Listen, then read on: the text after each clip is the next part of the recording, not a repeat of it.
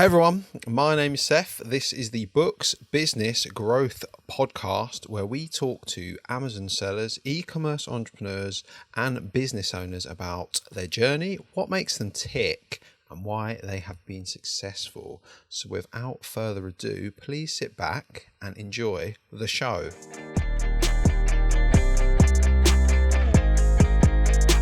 And we are recording. Welcome all listeners. My name is Seth and I'm your host of the show that still doesn't have a name because I can't think of one yet. That was a question I had for you. So. Yeah, maybe I'll come up with one by the end of the podcast. So I was thinking of how to e-commerce or something like that, but we'll see. So I'm welcoming on the lovely Kristin Louise. How are you doing, Kristin? It's always a good day when we get to chat. Let's be honest. It's been a while. Yeah, exactly. Yes. Typically, we talk a lot more. We had the holidays in there, end of the year, good times over here. So yeah, it's always a good day when we can catch up. And why not record it and just put it on the internet, right? Exactly. We've lots has happened. When did we last chat? 4 months ago. We've had lots of sales and COVIDs and stuff in between. I feel like I can't remember. Sales and COVID. That's life now, isn't it? That's new. I think I was in a different house. I'm usually in a different house, changing around a lot.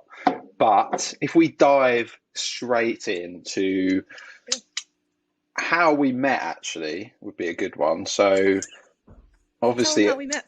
I've got a Facebook group that I was building in October 2019 now, and I think 2019, right? And I was kind of hustling on the other bookseller groups, posting stuff to try and poach other members, because that is a grey hat marketing technique to get people onto a Facebook group if any of you listeners want to create a Facebook group. And one of these people I was trying to poach was Kristin.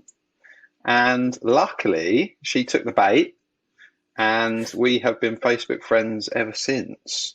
But not for a long time. Not for long. There was a month waiting period where I left you on red. So and now here we are doing a podcast. So hey, cool. I'm perfectly okay with being left on red for a while. But yeah, so obviously at that point I was, an established Amazon seller. You were kind of just finding your feet. You'd only been selling for a few months, something like that. Yeah, it must have been 2020 because COVID happened. Sorry, 2020. It's just because it's 2022 now. I'm getting confused. Right. Yeah, October 2020. Yeah. So we weren't even sure we were going to sell at that first point, and now we've been selling over a year. And yeah, it's been a wild ride, but it's been really fun. And for those listening, Seth sells books, and so do I. Yeah. So could you just enlighten us on how you first maybe found out about FBA firstly, just.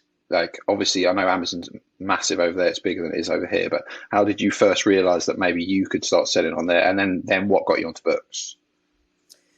Yeah, I mean, I don't know if we should divulge full names here because I don't want to give anybody too much credit.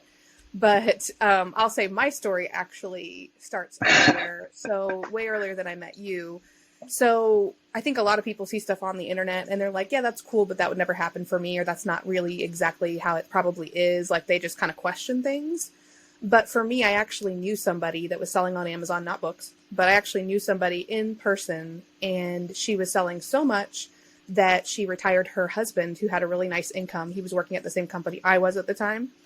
And when you see somebody leave their job that's like a 6-figure likely job, you're like, how about that? I'd like to get retired. Right. So they had a house full of kids. She was building her own warehouse because she was doing that much. Wow. Well, it wasn't all FBA. She was doing her own, but she was doing Amazon sales, right? So that kind of like, I've always kind of been a hustler, but that kind of was like, interesting. Okay. And then I was following this family called the Selling Family. They do not sell books, I don't believe, but I've been following them for a long time. They're a really cute family, and their house was in foreclosure, and they both lost their jobs at the same time. They both got laid off from the same company. They had a son, and they had to figure out how to make money, and nothing like touches my heart more than that kind of a story. Like people that just have to make it work, like figure it out. Yeah, I love that. And they're really cool, the Livery family. And I had just been following them for a long time and just like kind of scared to commit to it, because for anybody that doesn't know, or if you're considering it yourself, you do have to buy things before you can make money. Like you have to buy inventory to sell it, right? It doesn't have to be a ton, but you do have to put money out there. And so I had just kind of been toying around with it. But the real story of what brought me into books was COVID happens, COVID-19 happens, and I'm a marketing, I left my corporate job about 4 years ago, and I do marketing, same kind of thing I was doing in corporate, digital marketing, but I do it for myself now. And when COVID happened, marketing budgets are the first things that get cut. And so people are looking to save money. Some people had, unfortunately, some of my clients lost their businesses because of COVID. So there goes my income, my steady income. And I'm like, it's now or never. Like, if there's a time I need to do this and a time I need to just figure it out and jump in, now is the time. So I actually found a different bookseller on YouTube and started just binging his videos. And that group is where you poached me from. So I was in a Facebook group, and that you can mention the group if you like. I won't be offended. I think I'm good. No, I think I'm good. Okay. It's a reputable group and everything, but that's actually where Seth poached me from. But I was just a which I've been kicked out of, by the way, since very closely after that. Let's have a discussion at some point in the future of how many Facebook groups you've been kicked out of. But yeah, quite a few. No. But sorry, continue, please. No, that's really how we met. That's kind of over the course of several years, I considered it, and I watched this other family that I knew of, and then one thing I really liked and resonated about what you were doing is you were showing your profit. You were not just showing, hey, here's all the sales that I'm doing, because, let's be honest, people can sell a lot of things but not make a lot of money.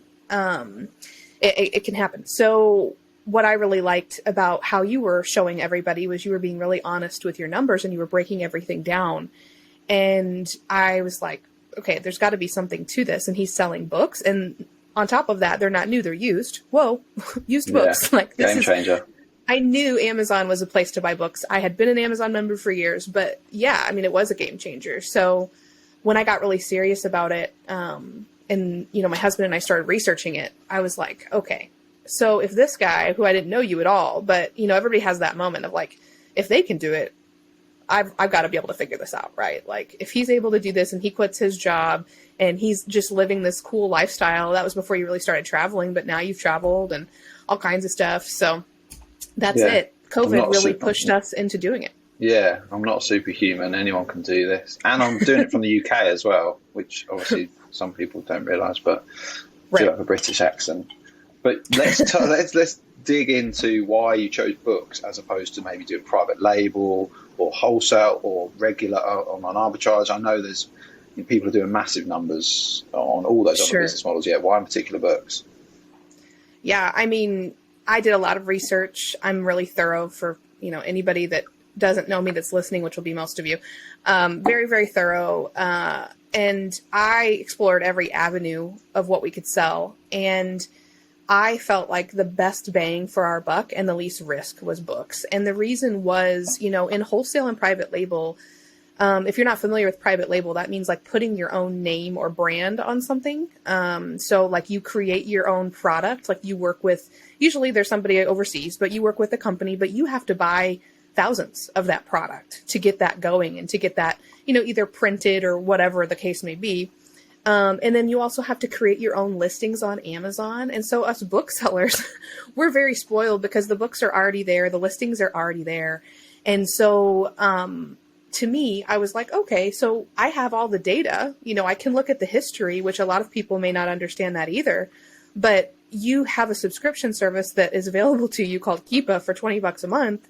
And that is gold, because if you're interested in the stock market, or you're interested in anything to make money, if you have data behind it, you're making a really solid choice. So I could look at these books and I could see how many times, when they were selling, how frequently they were selling, what price they were selling for even.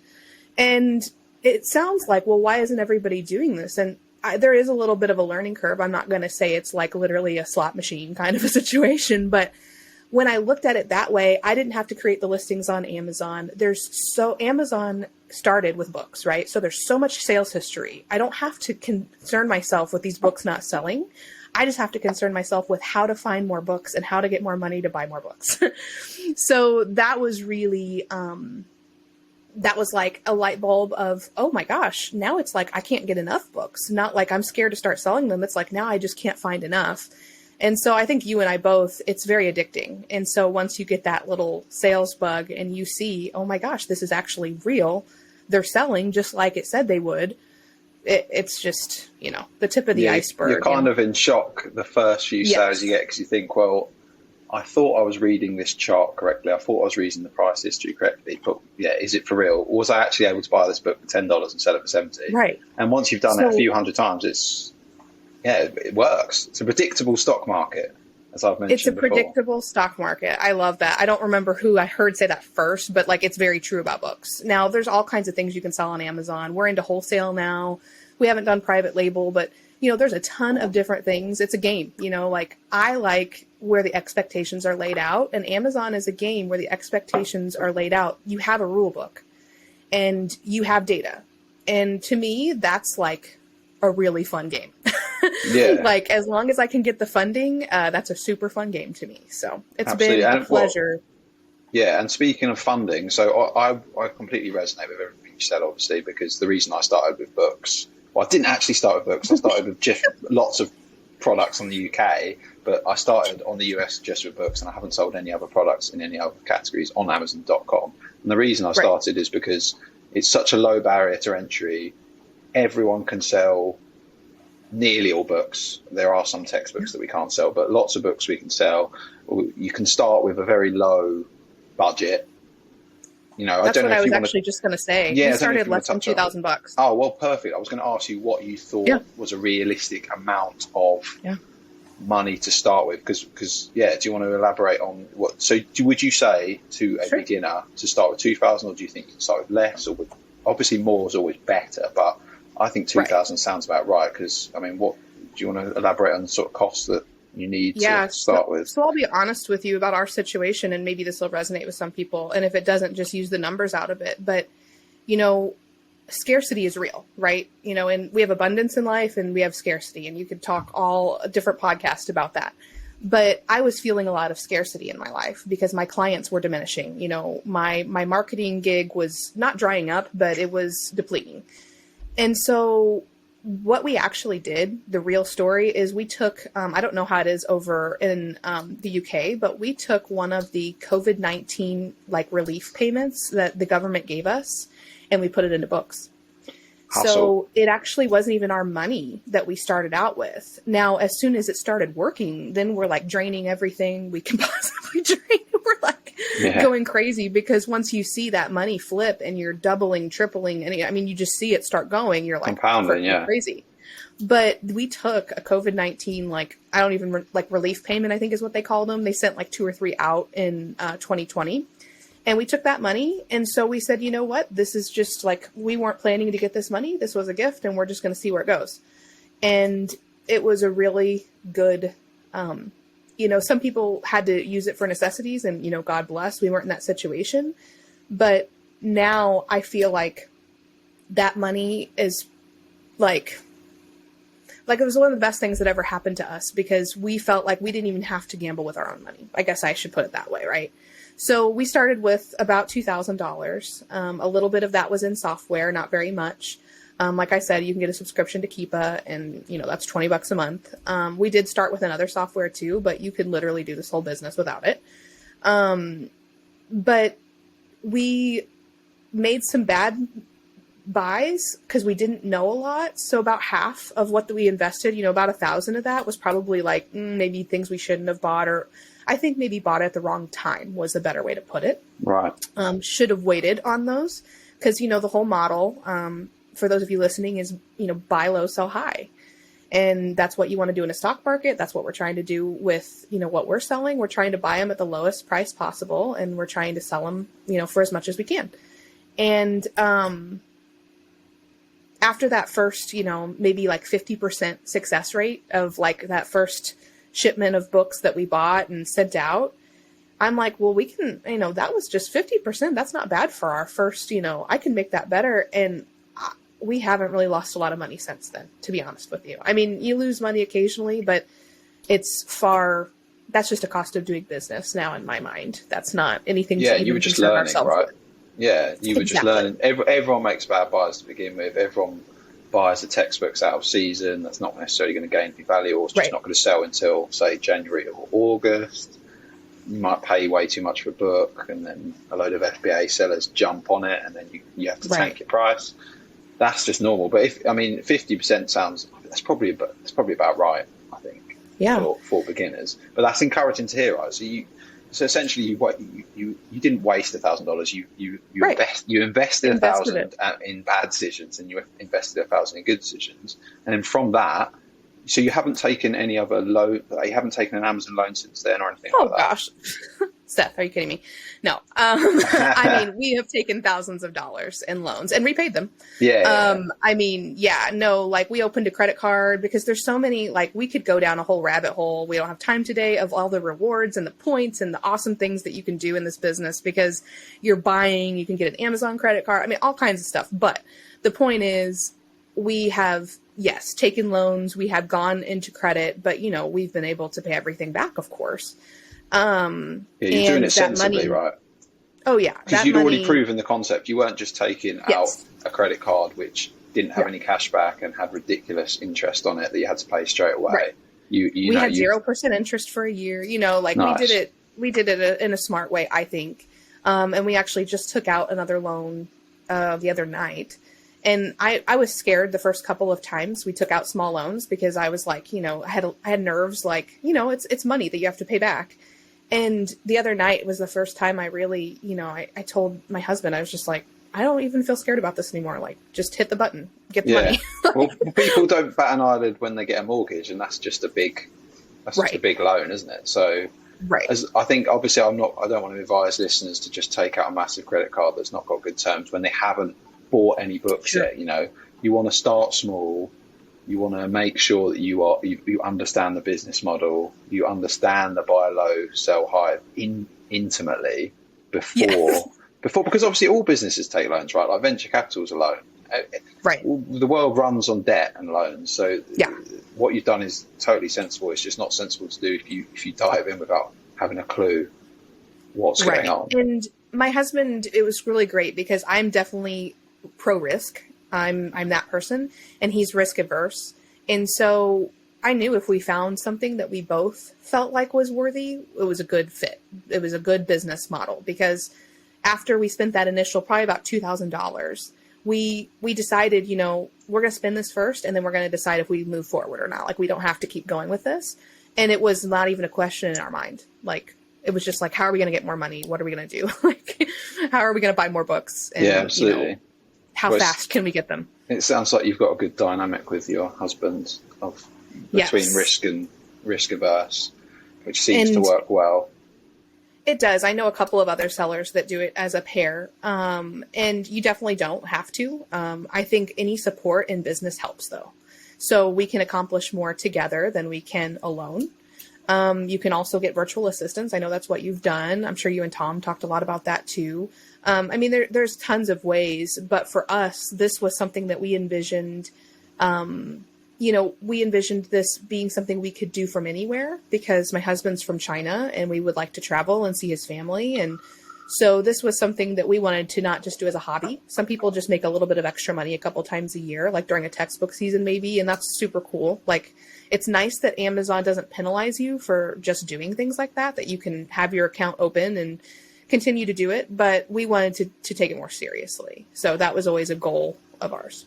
Yeah, so you have kind of monetary goals and freedom goals, as it were. Right. Like, for example, last week I spoke to Tom on the first podcast, and a lot of people asking why he hasn't got a warehouse, because obviously he can make more money, he can reduce his costs, and that's actually the last thing he wants to do. That's not freedom. Yeah, exactly, because then you're confined to your warehouse and all kinds of other tasks, right? And you might make an extra zero on your bank statement at the end, but then you can't go to Mexico or China or whatever. So It's pretty awesome that Amazon facilitates that sort of lifestyle, as you say. it's cool that everybody can do it their own way too. Like I very much resonate with like you and Tom and how you're doing things. I don't want to have a warehouse. There's nothing that's in my future personally. I want to answer to myself and, you know, have a couple buyers and an accountant, and that'd be it for me. But some people don't see it that way. And some people make a lot of money, completely different products than us, completely different. They don't do FBA at all. So they don't have their products fulfilled by Amazon. For people that are listening that don't know that term, they just fulfill their own products from home. So they're shipping like something that you buy on Amazon. Like you could buy a pack of pins on Amazon. Some of those come from people's homes directly, and some of those come from an Amazon warehouse, if you're not familiar.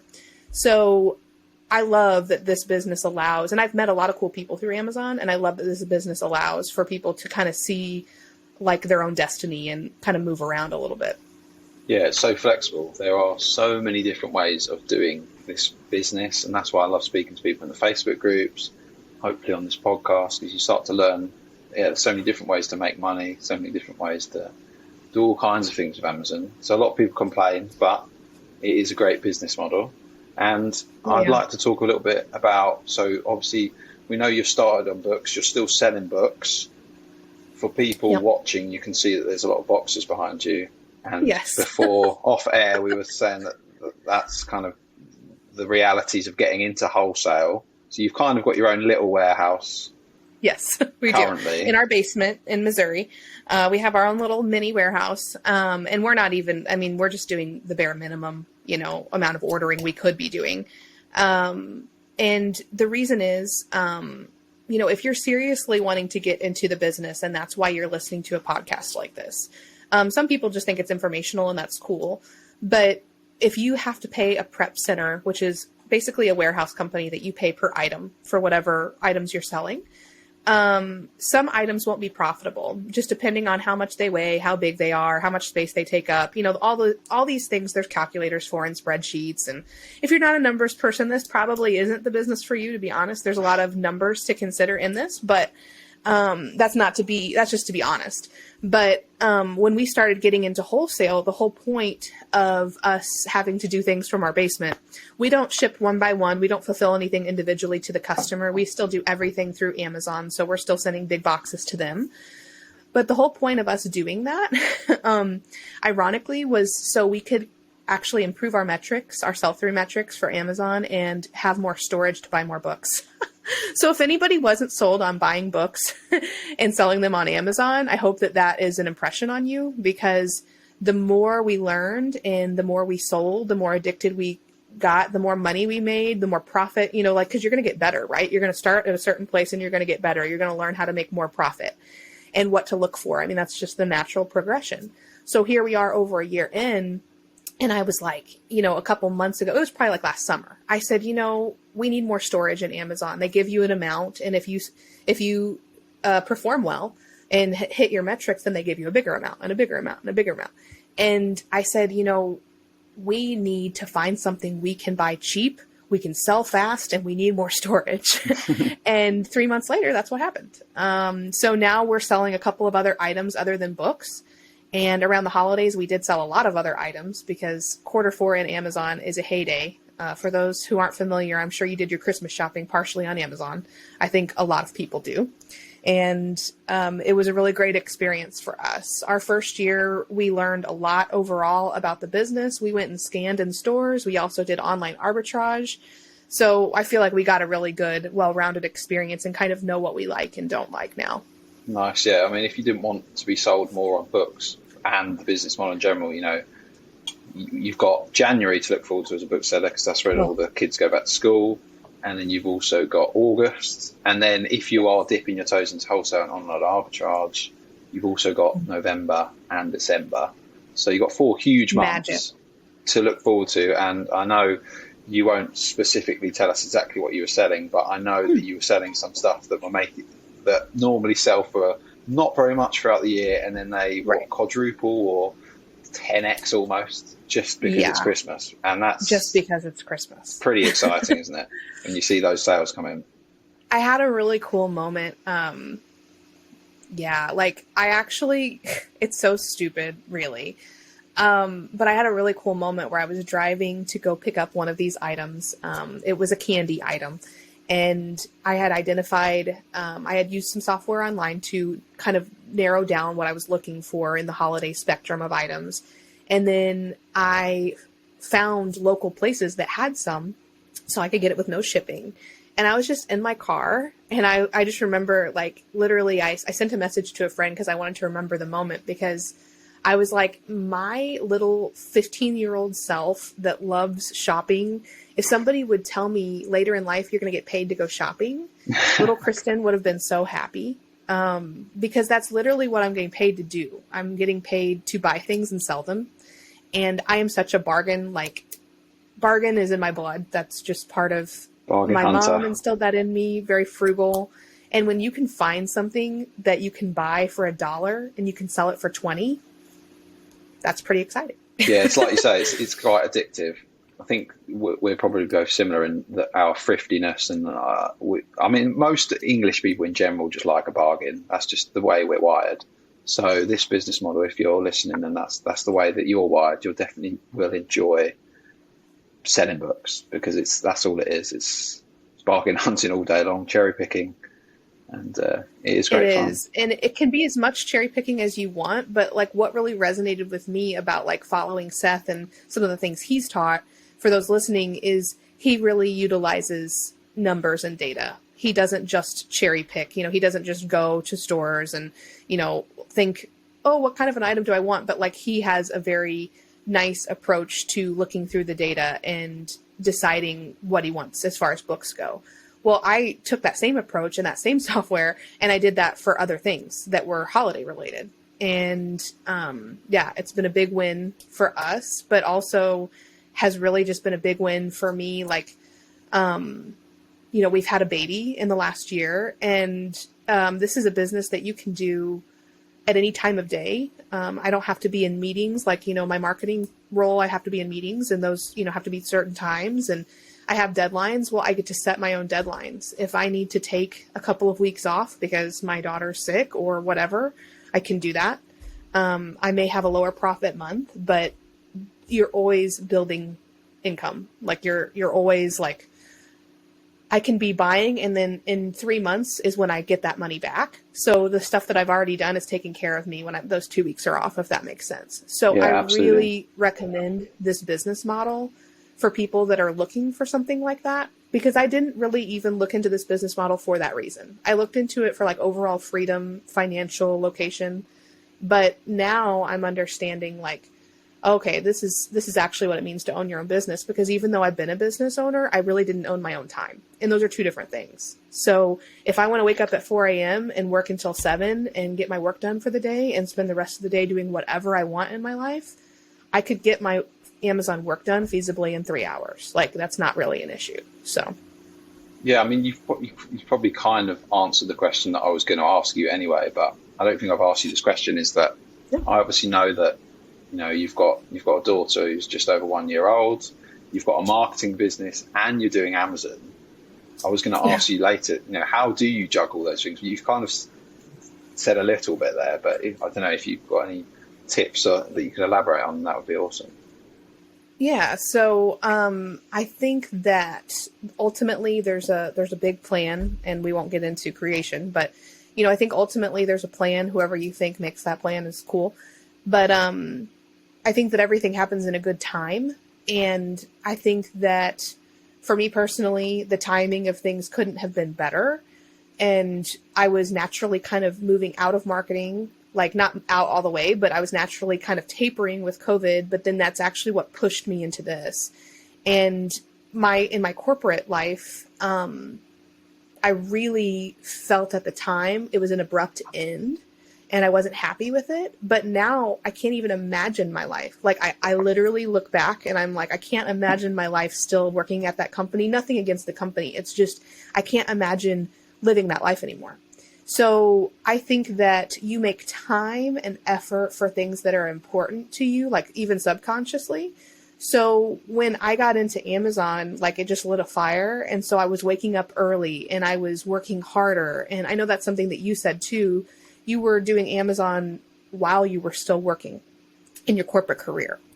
And yeah, I mean, it's a grind, sure. Like, you know, but everything in life is a grind. So as far as time management goes, waking up early, utilizing nap times, you know, if it's a child situation, but for anybody, like you watch Netflix, you might read, you work out, you go out and eat, you scroll your phone. I'm sure if you look at your report and you're being honest with yourself, your you know, screen report on your phone, you're probably on there more than you would like to. So like what I would challenge everybody listening to do is take your social media apps off your phone, stop posting, nobody cares.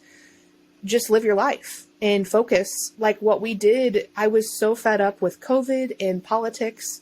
I literally took social media apps off of my phone and I doubled down on this business. And I spent all of my extra time doing that because I was in isolation, right? Like I couldn't go out and do a lot. I mean, I won't say I couldn't, but it wasn't necessarily safe. And that's what I did. So if you're diligent and disciplined, I think that no matter if you're a parent, no matter if you're a, you know, professional athlete, like whatever you are, you'll find time for the things that like really mean value to you. And like for me, I have to provide a stable household and future for my family. So Amazon is the best way to do that. So I'm going to figure it out. I'm going to wake up early. I'm going to ask for help. Like I asked you for help, you know, like I've reached out to you. I know your DMs are probably full of people asking for help, but you know, I was like, I'm going to figure this out and I don't care. Like I will figure it out. So don't stop, be relentless. Yeah, totally. Finding the time. You were finding the time. You made it work. You deleted your social media apps. Yeah. You were getting up maybe at hours that are ungodly, and you were making it happen. And that's exactly what I always did. You automated yourself, I guess. You know, you couldn't you couldn't be doing corporate world again. You couldn't possibly go back to that. You wanted to build a life for you and your family.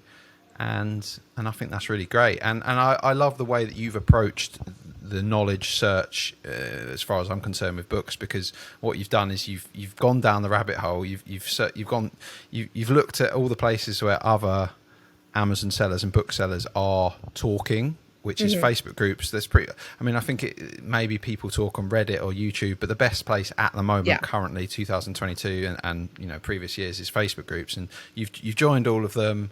You've left certain people on unread until you realise they were valuable, and you've networked with loads of people, right? Right. And that's something that I want listeners to understand. It's just super important that, you know, you've spoken to people who are more knowledgeable than you. You've learned a ton of stuff. You know, you've got that family friend who's doing really well, and that's just such a fantastic way to get a leg up on the competition. And obviously, you can do a course. I've got nothing wrong with courses. I've done plenty of courses, but this is kind of a way of doing a course without paying for it, right? And I've got no problem with that. And you know, I built this Sell Books FBA Facebook group, and my sales have gone kind of through the roof since building that, just because I've made lots of networking connections. Yes. And you don't really know what you're going to find until you go looking for it, right? You can't. Right. And I did spend a lot of time just in my bedroom sourcing books, and that was very, very valuable. But I think there's that intangible value of connecting with people, and I just, you know, wanted to commend you on how well you've done with that, I think. And it's definitely, it must have helped your journey, like propelled it forward, and now, you know, you're looking into wholesale and you're looking to other things.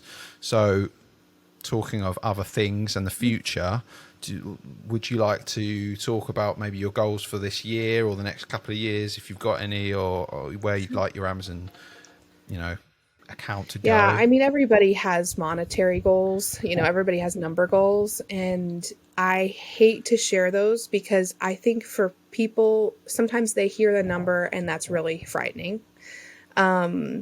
Because what we're doing, we're kind of unlike some people. So we have income coming in from other sources than Amazon. So we're reinvesting like 100% back into our business still.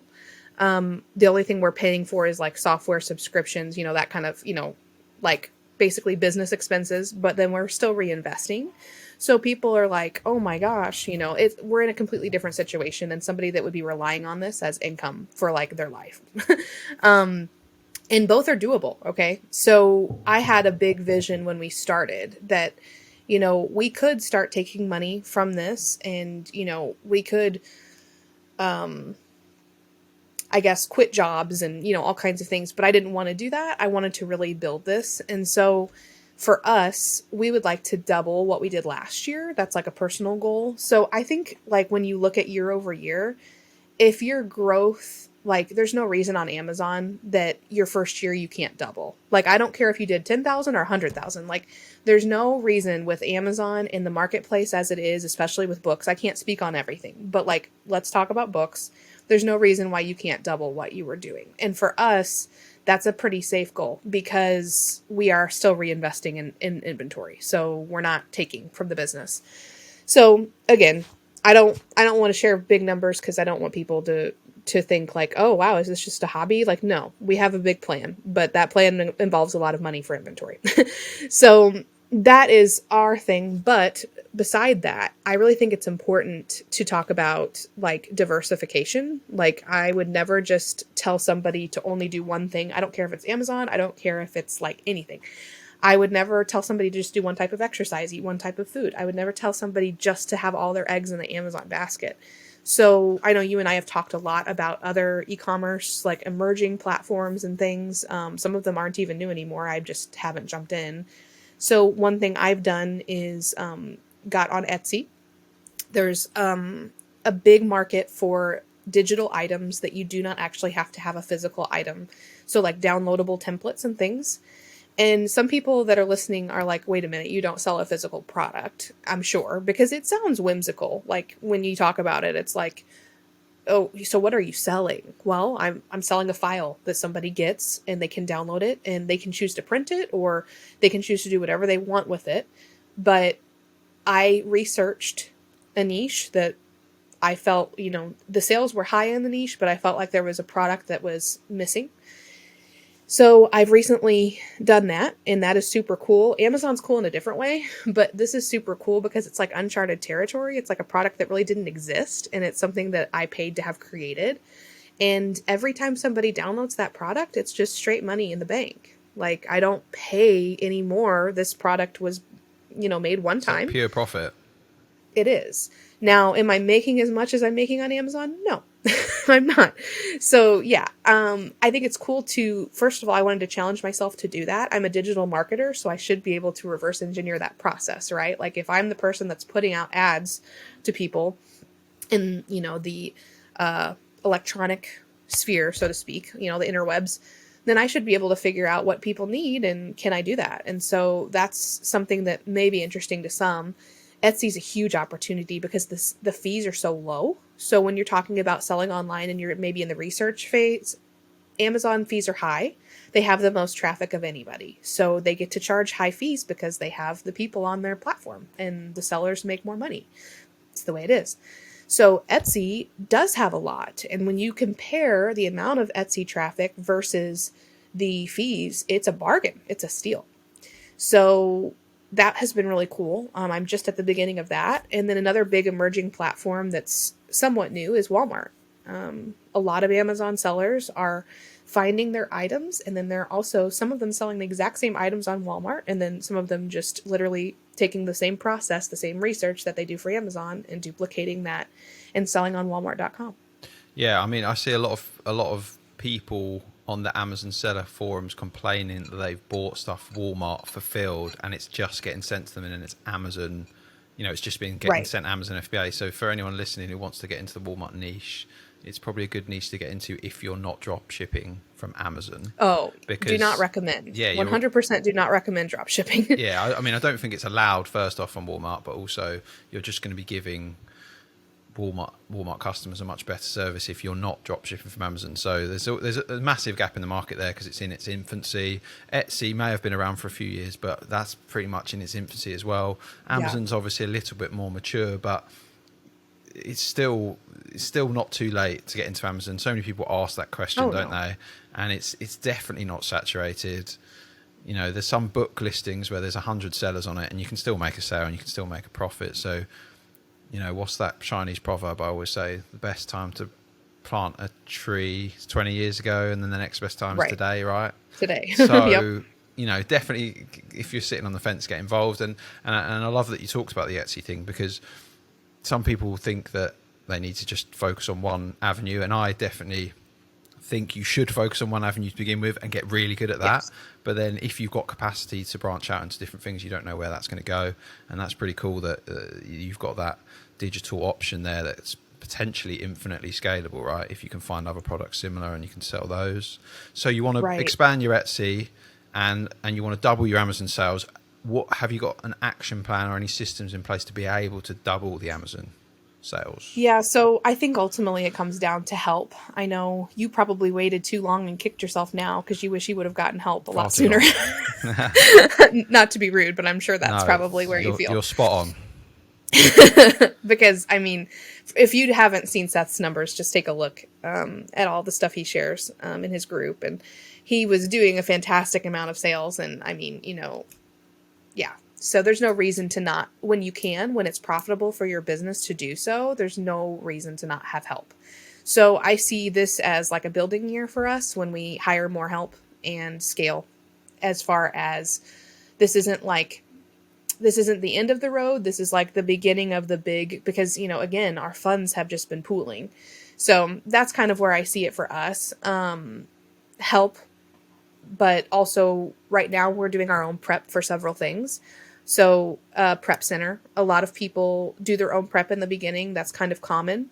But there's prep centers that'll do all of that for you for a pretty decent fee.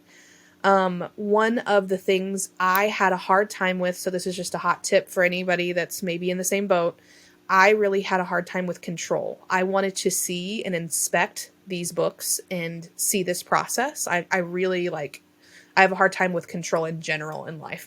So I was having a hard time, I will never see this book and somebody else will get it and then they'll tell me that something's wrong with it. And I was really struggling with that part of it, instead of seeing the bigger picture and understanding that there are people that are way better at that than I am.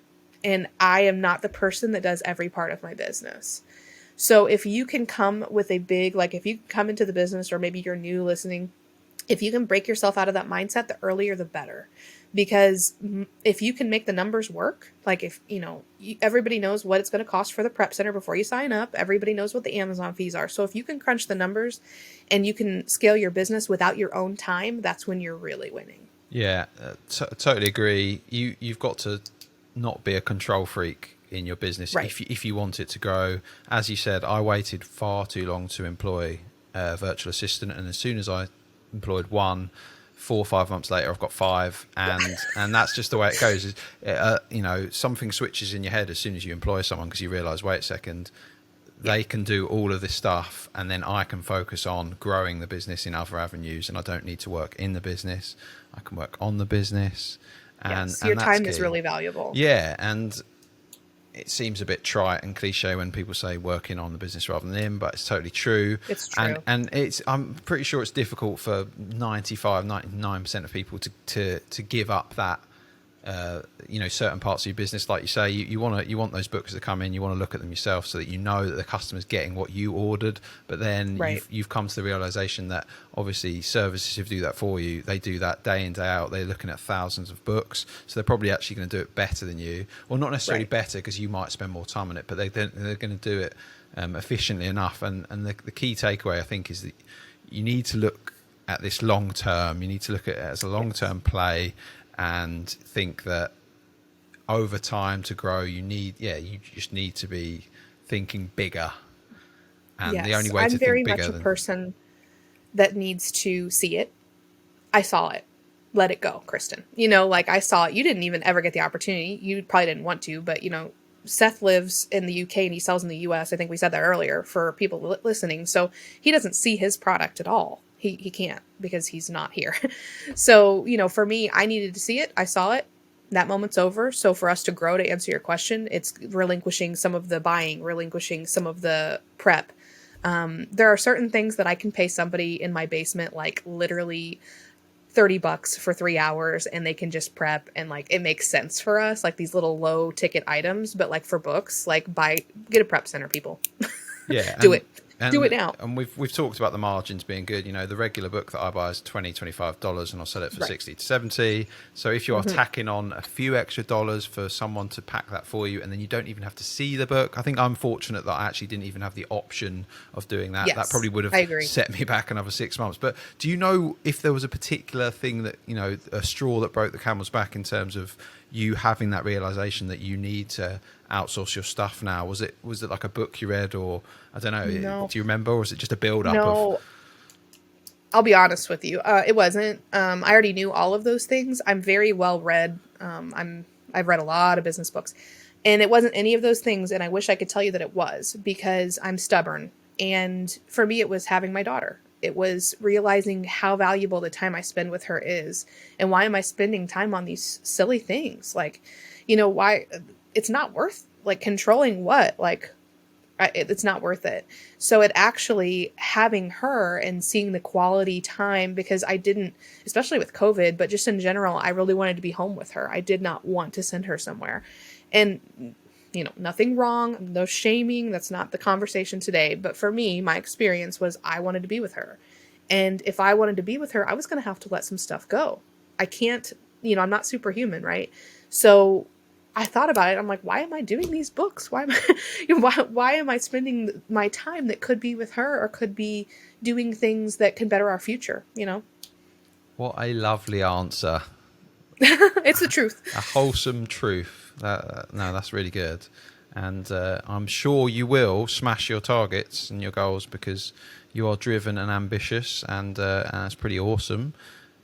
I'm not sure. You. So, speaking of books, you've read lots of business books. I always like to get recommendations for books, because I am an avid reader. And I was just wondering, do you have any particular recommendations, maybe like business, and maybe just another one that just book you really like? Sure. I mean, there's a lot. We could talk a lot, several episodes on books, but that's probably not why people are here. Seth sent me some of the questions prior, so I would just kind of have time to think things over. And I really wanted to, like, share something that's not, like, cliche, like The 7 Habits of Highly Effective People, Purpose-Driven Life. Like, those are fantastic books. I've read The 7 Habits of Highly Effective People probably 6 times. I mean, I'm being honest. It's a fantastic read, guys, but it's not what I wanted to share with you today. So there's a couple of books that I think really did make a big difference for me. One of them I brought as a prop. Awesome. It is called Leveraging the Universe, and it's by Mike Dooley. Never heard of him. And he has had several, people, when they write books, they write more. For some reason, I like things that are in steps. I do like things that are like, 10 things or 7 things or whatever. And so this is 7 steps to engaging life's magic. And it's not necessarily a business book, but I think we should all read more books that aren't business books as business books. Because I feel like if you run your business as you would want your life to be, as you want your being, yourself in this world, I think everything else falls into place, truly. So Leveraging the Universe was a book that I stumbled across at a book sale that I got for $1 for a hardback book. And I was not selling books at the time. I was just at a library book sale because I love books. And I was like, I had never heard of it. And it was just like one of the best things that ever kind of happened to me. And then The Magic. I know you and I have talked about The Magic. Oh, he's going to get his prop. Arrived. There you go. Just arrived Have today you started? from Oh, Amazon. it's just arrived. It's magic. Might resell it after. Oh, come on. You don't even live here. You don't even live here. No, just teasing. But that book is very special to me. Anybody that's listening that has done the magic with me will know how passionate I am. I've actually run several groups of people that have done it, like with a synergy, and done the days together. It's a 28-day gratitude practice. And I think gratitude would solve probably half of the world's problems if we all practiced it, to be honest. So that's a wonderful book. I'm so glad that you got it. I didn't tell Seth to get it. He just happened to get it, and then we talked about it one day. And I was like, oh my gosh, I'm so excited for you. It's awesome. So you're going to love it. Yeah. And sorry, go on. Oh, go ahead. No, here.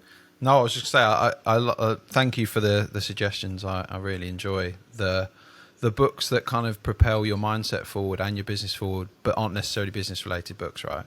And those are often the most impactful.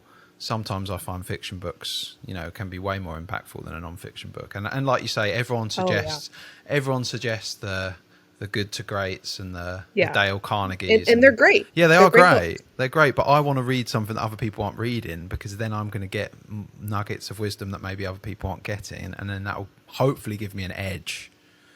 But talking, so you've mentioned 2 books that are kind of not that business related. Some people might not like the content of those books because they're a bit out there, aren't they? They are. They're very out there. Yeah, they're very out there. I don't know what the other terms are. Some people probably call them wishy-washy, right? So I've actually got an example of a book that's got a lot of business examples in it, and it's got lots of content that's really based on real world stuff. But it's a book called Alchemy by Rory Sutherland. Oh yeah. Have you heard of it? Yeah. Oh yeah. I didn't know if I think we've talked about it before. Yeah, I didn't know if it was a big book or not, but he's been on a couple of podcasts, and he's super interesting to listen to. So I thought, because he's so interesting to listen to, he's going to write a good book. And the whole book's kind of about how some of the worst or the weirdest or the wackiest business ideas end up working really well. And I'll just give one example, which I kind of didn't think about until he reframed it, but it's like one of the most disgusting drinks in the world ends up being $1 billion company, which is Red Bull, right?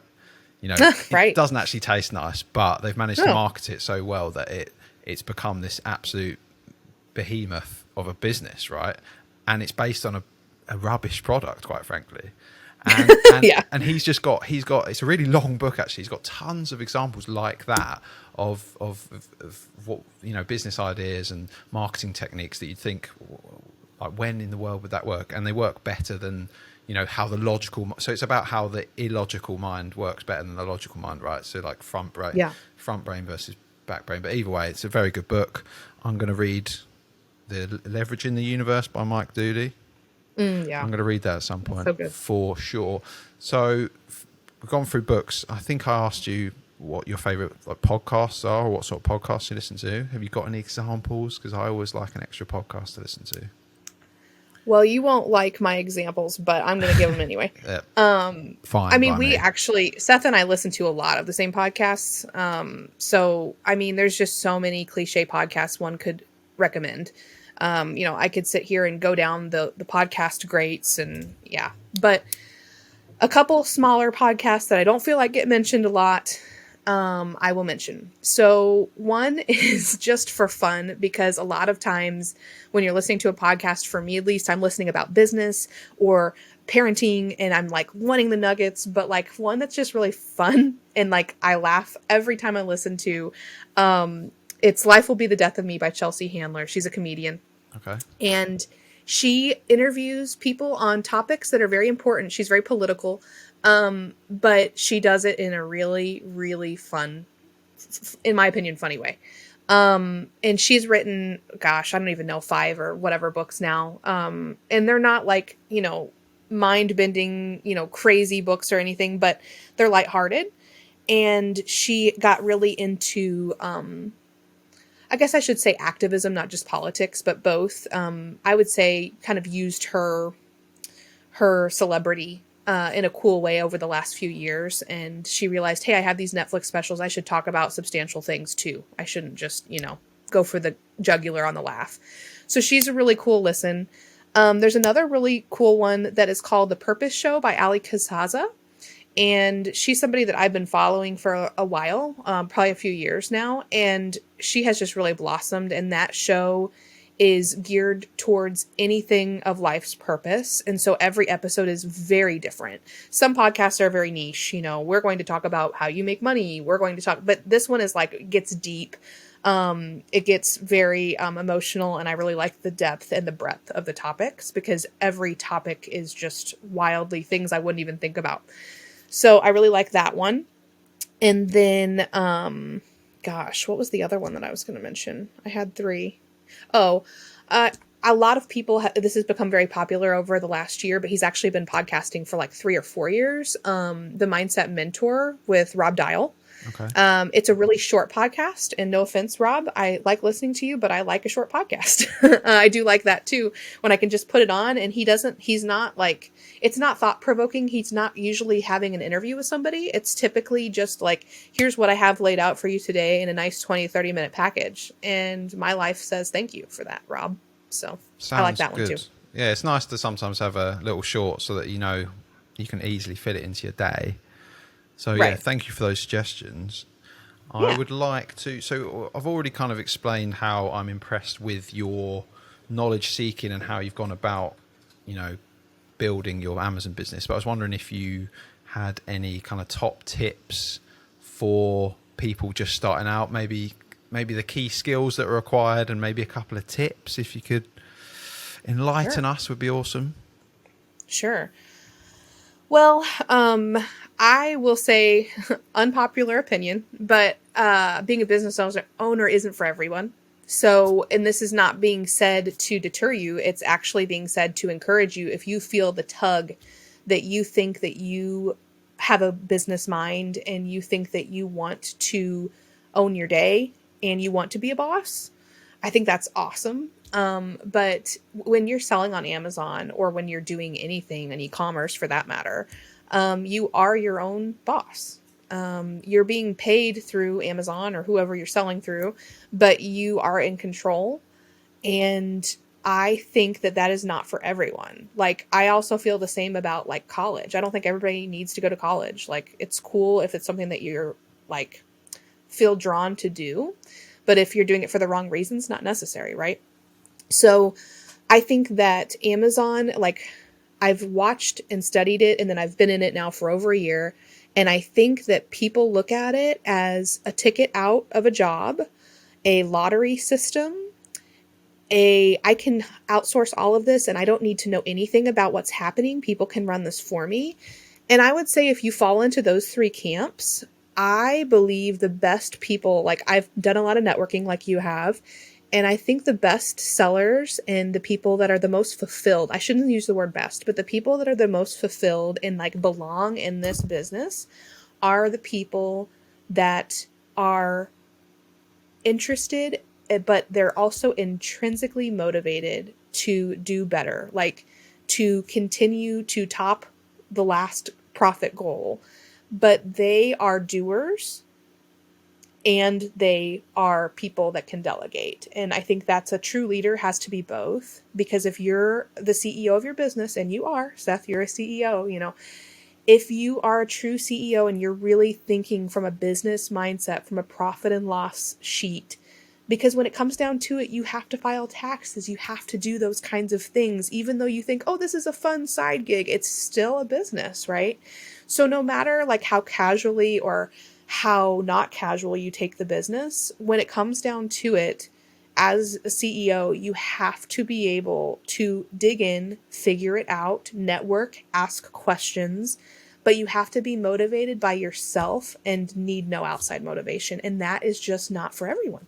It's just not. Totally agree. That's why the 9 to 5 exists, I think, because some people love being boxed into a role and they can't deal with having too many things at once. And God bless it, because we need all of us in this world. Like, God bless you one and all.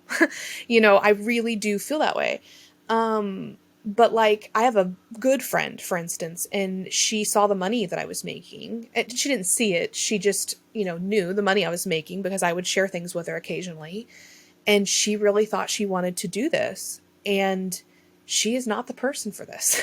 Like, it's not for her. And that's when I had a huge year last year of just revelations of, I am not the same as everyone else. And I am not maybe even the norm. And that's okay. Like, that's totally cool. And I am so thankful that there are people that do want to be told what to do and be support roles. And I think in this business, if that's your mindset, it's probably not for you. Yeah. But the good thing about if you're listening to this podcast is you're definitely one step closer to the average normal person who's not wanting to do Amazon, and it's probably more likely that you are capable of this. And I do want to say that when I first started doing this, I hadn't done anything entrepreneurial at all. I didn't have a lemonade stand when I was younger. Right, yeah. And I was terribly disorganized. I did so many things wrong, but because I had the willingness to push the intrinsic forward, motivation. yeah, exactly. The why was there, the why of wanting to be Yeah. free and not have a job, and eventually, make more and more money, and find, just build a bigger and better and more vibrant life.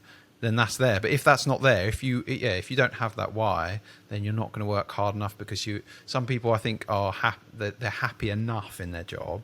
Sure. Right, they're happy enough, so it's not tipping them over the edge to go and do it, and then they'll probably get started maybe, and then they'll come up, a few obstacles will hit them in the way, and then they'll maybe just go back to their old ways. But I just wanted to show listeners that you have to change to become that, to build that bigger life, but you can do it. It's just right. It just takes growth a bit of work. is beautiful. Yeah, exactly. And I think, coming on to that comes on nicely to this question. So I think I sent you a different question. This is quite similar. So I was listening to a podcast yesterday, I think it was the day before, with Tony Robbins on Tom Bilyeu.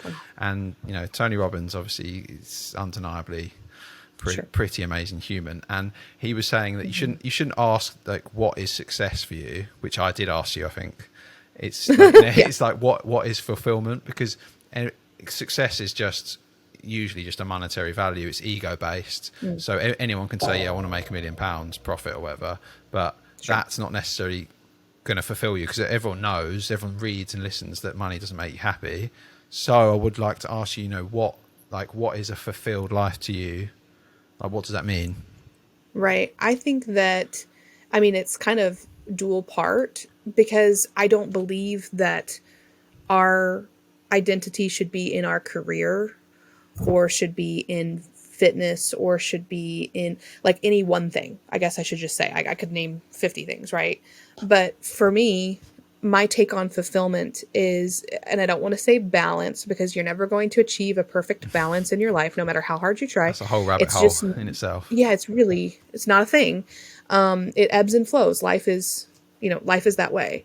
But for me, I read, and I'm going to misquote it, but it was really good, because it was one of those stop and think, because it was talking about how we all spend our life seeking happiness. We want to be positive and we want to be happy, but life will never be that all the time. There will be an in-between and happy moments, right? And there'll be sad moments, and that's beautiful. So to me, it's being fulfilled in the diversity of your life, in the different areas, and that you can make them all work together without chaos. So you're not working so hard at work, and it's going to sound like work-life balance, but I understand that that's not necessarily a full thing. It's very difficult for people. They go their whole life trying to achieve work-life balance, and then they never really get there, because you're either too leisure or you're too corporate, or whatever. So it's very difficult, and it's a fine line. But like for me, right now in my life, I don't know where my life will be in 10 years, but like right now, it's being able to manufacture my day where I can go in, wake up my daughter, spend an hour with her, have a client meeting, and then spend time with my husband, and then do the things I want to do in the evening, all in the same day. But it's all of the things I wanted to do in the spectrum of my life, if that makes sense. So it's like I can give back in one area of my life. I can employ somebody and create a job, in one area of my life. I can be mentored and receive mentorship. And it's not that all of those have to be equal, but they can all exist in my life. And I'm not just doing, okay, I'm working on my fitness this year, so that's all, you guys won't see me. Or, okay, this is a big year for my career, so I'm really just going to go all in, and you won't really hear from me. It's actually being able to do the things that I enjoy, but also the things that I think I'm kind of meant for. So I'll give you an example. I had a really good Saturday a couple of weekends ago, and it was like an unexpected day that wasn't planned at all. And I just kind of went to bed. People always ask you what your ideal day is. And I went to bed and I said, I think I maybe had it. I think that if I could really just I think this was like an ideal day. I didn't go to the Bahamas. I didn't have Bloody Marys and drink it up with the ladies. I didn't, I didn't do any of the things that a lot of times we associate with like happiness and luxury and, like goals and Instagram. I didn't do any of those things. I didn't look at social media. I just lived, and I just didn't plan. I just was. And it was really fantastic. And I had lived the other areas of my life that week so that I didn't have to work that day. And to me, I like working, but I also like time off. It doesn't have to be imperfect. I'm not saying I have to work 50% and have 50% off. It doesn't have to be that for me. But it was like, man, like that day just happened, and there was nothing I would change about it, and there was nothing special about it either. And that was really nice. That is a really great answer. And I like how you said, I didn't go on social media. I think that's potentially a key to a good day, is that you maybe didn't spend any time on social media. And I do love the positives of social media. There are plenty of positives if you're using it to, we met on social media. If if you can use it to grow your business and many other things. But if you are just mindlessly scrolling, that's not going to create a good life, I don't think, long term. But I think it's a really nice answer, because it's almost, you've pinned it down to fulfilled life is living your ideal day as many times as possible, I guess. Yeah. Kind of. And it's not always the same, and it's not always equal. And that's beautiful to me. Like it's going to be different. And that's good. Like I like that. I'm not a predictable kind of person. So I think that's a good thing. But some people are probably like, wow, that was a lot. That's okay. No, I think that's awesome. I think that's a great time or place to put a pin in this conversation. Hopefully we can do a round 2, because I think there's loads of things we can still unpack going forward. And I'm sure, I'm very eager to know, how your journey goes this year and onwards. I'd like to ask one more question that's a bit of a cheeky one from me, which is, who do you think I should have on the podcast, just to give me some ideas? That's a good one. So number one, I want to say one thing, because what I was trying to get at earlier was I was trying to motivate people if they were feeling the way that I was saying. I wasn't trying to be a downer. I was actually trying to be a motivator to people who do feel like they have intrinsic motivation. And like, I feel like it was kind of negative, but like sometimes people need that like kind of coal, that little fire. Yeah. And so I hope that I think you're right with what you said to follow up. And I think there's a lot of people listening that are that way. And hopefully that gave you like, hey, everything she said was what I feel. That is, I can relate to that. So hopefully I gave them some relatable things of like why I feel people succeed in like, in this industry. But as far as who I would love to have, if you could get somebody that has been selling for like, 10 plus years. I don't even know who, like, I don't have a name. It doesn't have to be books, but I would love to hear from people that have been selling like a long time with Amazon. And I think history repeats itself. I do believe, like, I know there's things are ever changing, but like, I like to study the past and like kind of predict what's going to happen. And so I love to hear things that people have gone through, because I do feel like in those forums, those Amazon seller forums we're always talking about, they're so pleasant, but I do feel like there's a lot of, they're like, oh yeah, that happened in 2016. And I'm like, oh, I wasn't here in 2016, so I didn't know that happened. And you've done the same thing with me. And you're like, oh yeah, 3 years ago they did that, but it was no big deal. Like, this is what's, fine. So I think that would be really cool if you got a longer term seller. And then I think it would be really cool if you had a panel podcast and a prospective person that is wanting to sell on Amazon. Either they've just started or maybe they could like ask some questions. That'd be really cool.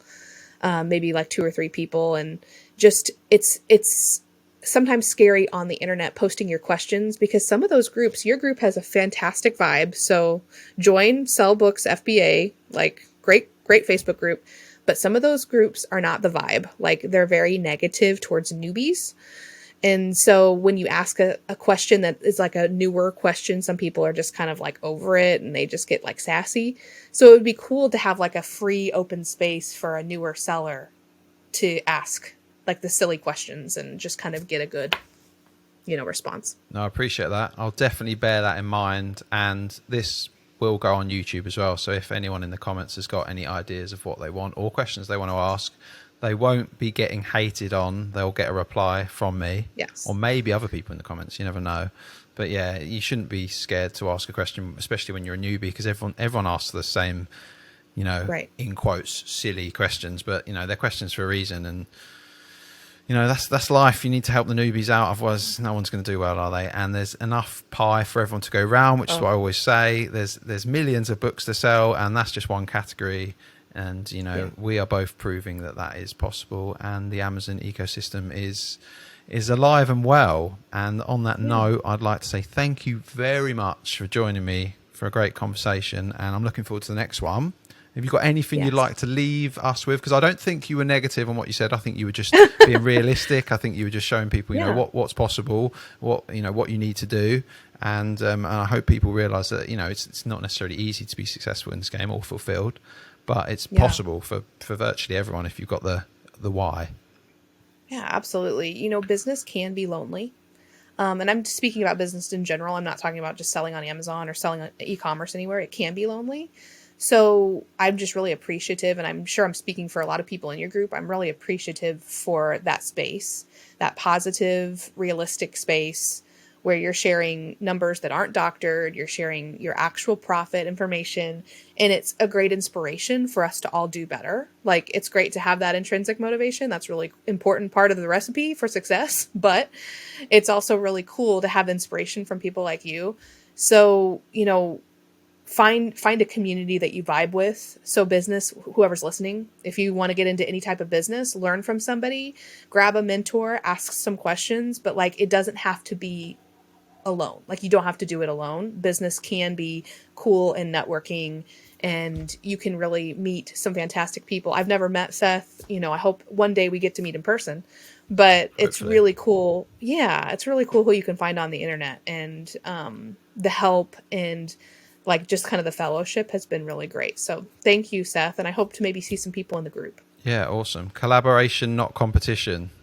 Yes. That's the way. Okay, well, you can find us in the Sell Books FBA Facebook group, as Kristin mentioned. Yes, I post a lot of GIFs. Yeah, the GIFs are great. So if you like a GIF, come over to the Facebook group. We'll let you in, and we can talk anything from Amazon to books to whatever you like. So, yeah, thanks again, Kristin. And we'll catch you in the next one. Ciao, ciao. All right. Bye. Thank you so much for tuning into the show. If you've made it this far, you may as well leave this video a like if you've been watching on YouTube. Please subscribe and hit the bell icon for future episode updates. Or if you've been listening on Apple Podcasts, it would be absolutely amazing if you could leave us a review, as that makes a world of difference. Thank you again, and I'll catch you in the next one. Ciao for now.